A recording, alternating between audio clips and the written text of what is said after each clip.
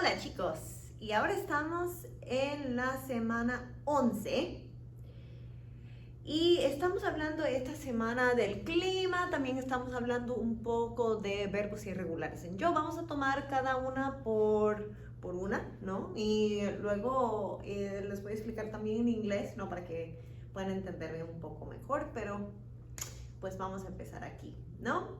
Casi llegamos al final del semestre, todavía no lo puedo creer, pero ahí estamos luchando, ¿no? Luchando por la victoria, ¿no? Ok. Primero vamos a hablar del clima, ¿no? Les puse varias cosas que yo no sé si aparecen en el libro, pero son cosas que a mí siempre me gustan hablar de ellas cuando estamos hablando del clima, ¿no?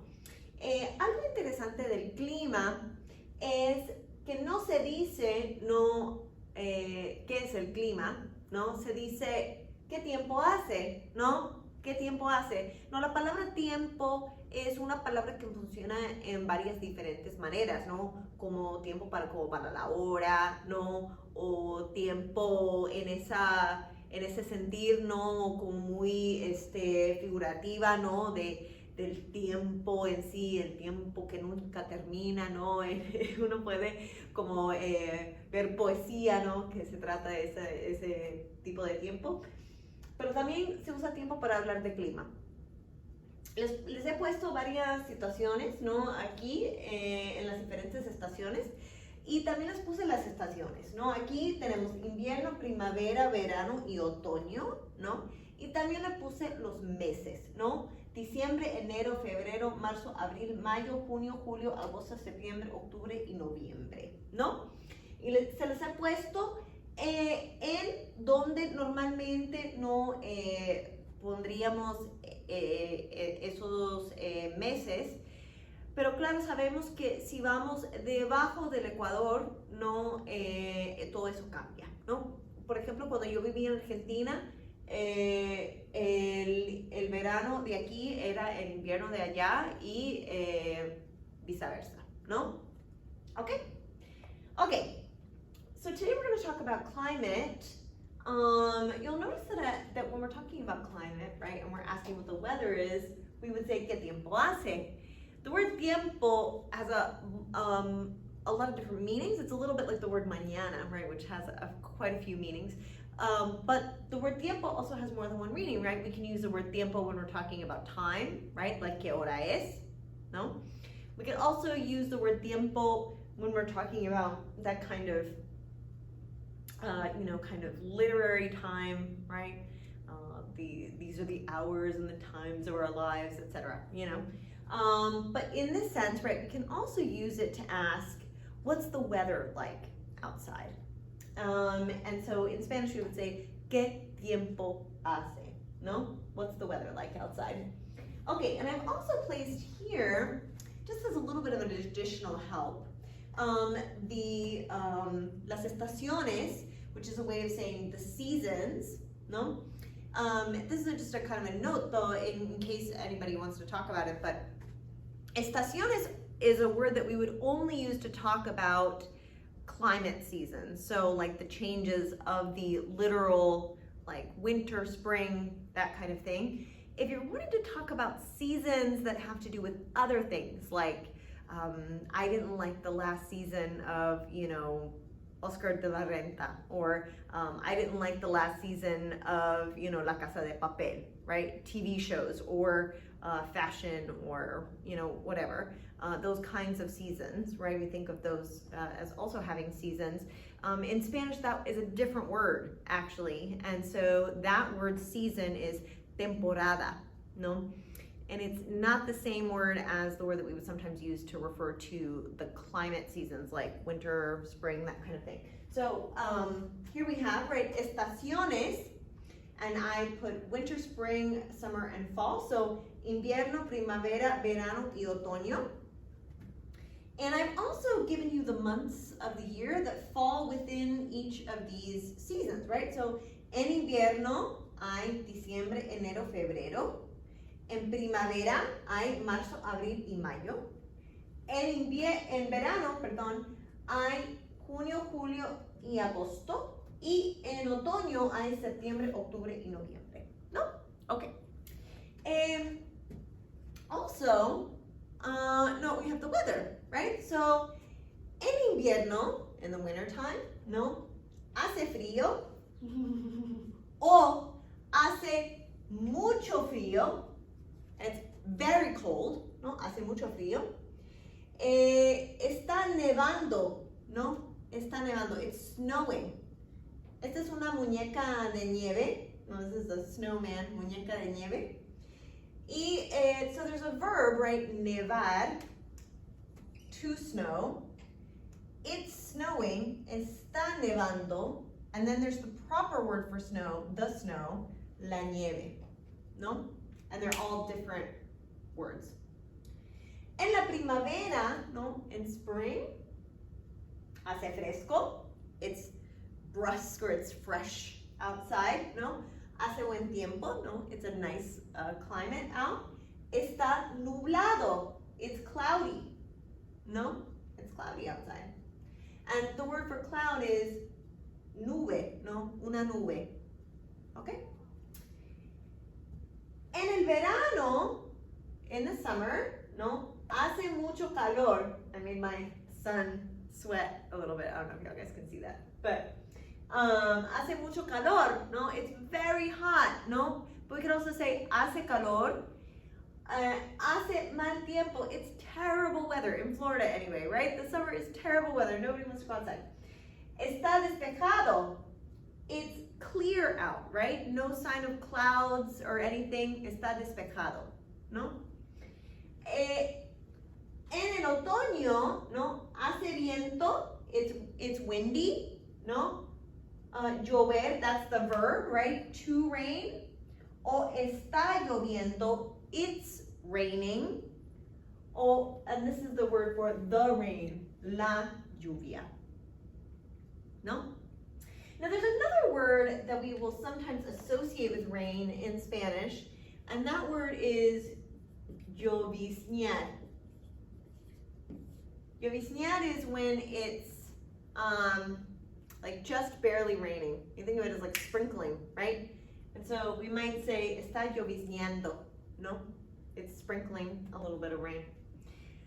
Okay. Ahora tenemos verbos irregulares en yo. Esta es una segunda categoría de verbos, ¿no? Que existen porque la forma yo es irregular. En inglés se separan a veces en go verbs y en otros tipos de verbos irregulares en yo. Y también vamos a hacer algunos ejemplos. Lo importante de recordar con verbos irregulares en yo es que el verbo funciona más o menos regular, ¿no? Todas las otras formas son regular.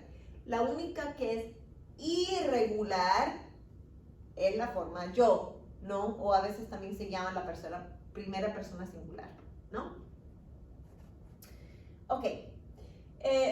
Irregular yo verbs are often called that, or sometimes also called first person singular irregular verbs. Irregular yo verbs are called that because they all follow that particular pattern. So one of the things that these categories that these verbs have been broken up into for you as an English speaker is to give you a clue as to the pattern the verb follows. And the pattern that all of these verbs follow is that they are only irregular in the yo form, okay? So that's their pattern. So when you think of irregular yo verbs, you think, that's my hint. My hint is, it is irregular in the yo form, okay? So all the other forms of the verb then follow a completely regular pattern. It's just the yo, right? The yo is the only one that is even remotely irregular, okay? So first, right, we have this, I wrote this verb hacer, right, which is to do or to make. Okay? And I wrote all the other forms, right? Because all of these other forms follow the regular pattern. So tú, él, ella, usted, nosotros, vosotros, ellos, ellas, ustedes, no? All regular. Haces, hace, hacemos, hacéis, hacen, ¿no? Regular, regular, regular, okay? It's only the yo form that becomes irregular, and it is hago, ¿no? Hago. Yo hago, but tú haces, él hace, nosotros hacemos, ellos, ellas hacen, etc. Okay? And it's the same with all these other verbs, which is why I'll only put the yo form down, because all the other forms are regular, right? All the other forms function as regular verbs. So poner, which means to put, is yo pongo. That's the only irregular form. Salir, which means to leave, yo salgo. Traer, which means to bring, yo traigo. Oír, which means to hear, yo oigo.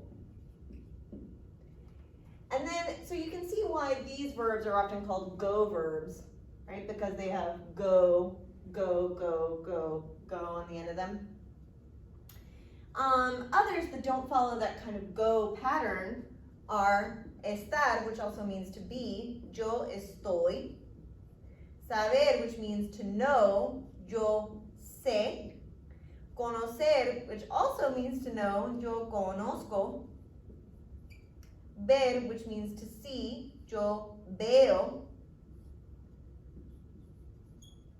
Y dar, which means to give, yo doy. Okay, I'm going to talk about some of the complexities of these verbs in a minute, but first, I just want to say something quickly about estar, okay?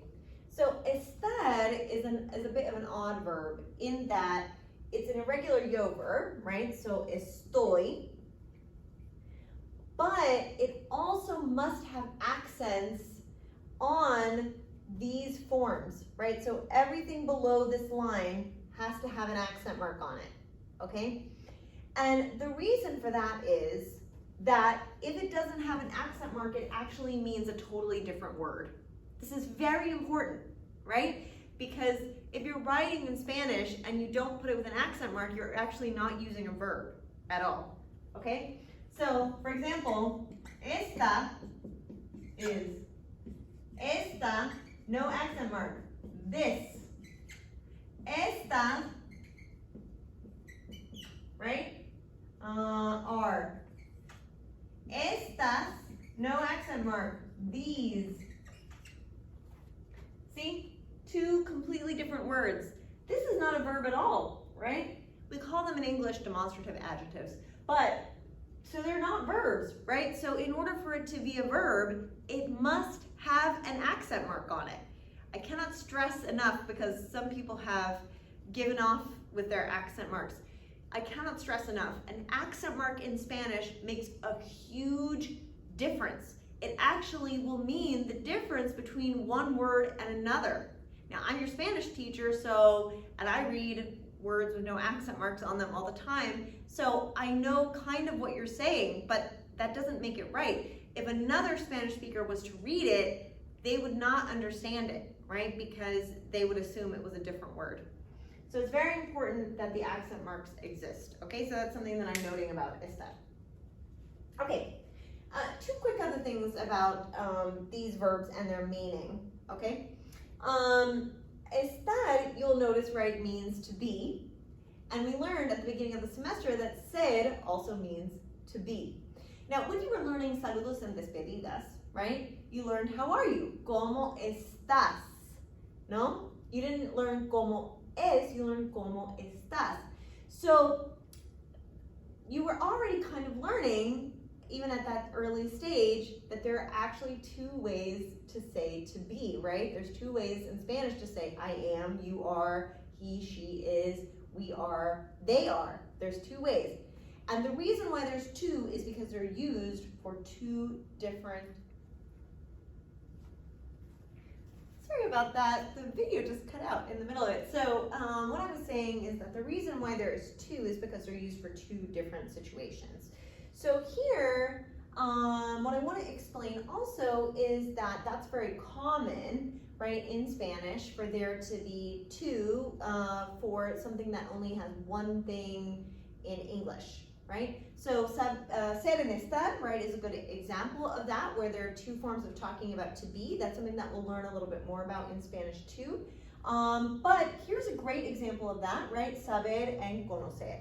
So both of these words mean to know, but they mean to know different things. So if we're talking about knowing talents, abilities, information, and facts, then we would use the word saber. If we're talking about knowing people, places, and things, right, we would use the word conocer. Now, we would think of saber as knowing something that is a much more removed experience from us. So if we had to learn something, if we had to gain access to it, I mean, in an informational sense, we would use saber, right? So for example, if we were saying, I know, Christopher Columbus came here in 1492, that's a fact, right? So that would be saber. If I said, I know, that Buenos Aires is the capital of Argentina, well, that's information, right? So that would be saber. If I said, I know how to play the guitar really well, or I know how to sing really well, or I know how to play basketball really well, those would be talents and abilities, right? So those would also use saber. I had to learn how to do them. However, things that we have personal and kind of tactile experience with, those things we would use conocer for. So if I wanted to say, I know your Aunt Isabel, right, as a person, right, I've already met her, then I would use conocer. If I wanted to say, I know Buenos Aires because I've lived there, or I've been there, right, then I would use conocer. If I wanted to say, I know, a lot about a certain subject matter because I've read a lot about it. Like, let's say I'd read every book that Gabriel Garcia Marquez had ever written, and I've read multiple biographies about him. Well, I would know that from personal experience. Or if you wanted to say, I know a lot about wine, right? Because maybe you've read up a lot about wine, or you know a lot about wine because you've tasted a lot of wines, right? So that would be conocer. Now, here's the difference, though, between the way that you would use them. If I said, I know your Aunt Isabel, I would use conocer. Yo conozco a tu tía Isabel. If I said, I know your Aunt Isabel is blonde, I would use saber, because that is not talking about knowing her as a person, it's talking about knowing things about her, information about her. So I would say, Yo sé, no, que tu tía Isabel es rubia. For example, if I wanted to say, I know Buenos Aires, yo conozco a Buenos Aires, because I traveled there, I walked around, I visited. But if I wanted to say, I know that Buenos Aires is the capital of Argentina, that's information, right? If I want to say, I know the library because I like to go there and study there a lot, I would use conocer. Yo conozco mucho a la biblioteca. But if I wanted to say, I know where the library is in relationship to the theater, like I know where it's located, that would be information about it, and so I would use saber. Yo sé a dónde está la biblioteca. And again, right, if I wanted to say, I know a lot about wine, right, because I'm maybe a wine connoisseur, then I could say conocer, right, yo conozco mucho de vino. But if I wanted to say, I know that some types of wine are Merlot and, I don't know any other types of wine, Chianti, right? Then I would use saber, because it's information about the wine, okay? So that's a common thing. It's gonna occur many times. Let's refocus back in on verbos irregulares en yo and do some examples. Now remember, right, we learned that the pattern of irregular yo verbs is that they are simply irregular in the yo, and all the rest of it follows a regular pattern.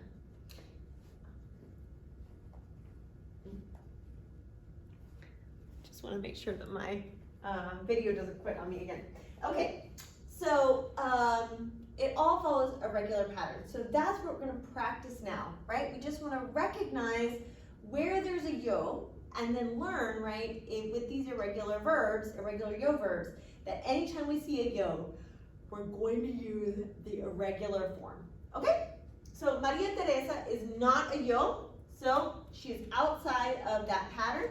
So we're just gonna follow a regular conjugation. We're gonna take off the ER, write the root, and then we're just gonna formulate this verb for this person, right? Which is with an E on the end of it. So María Teresa sabe.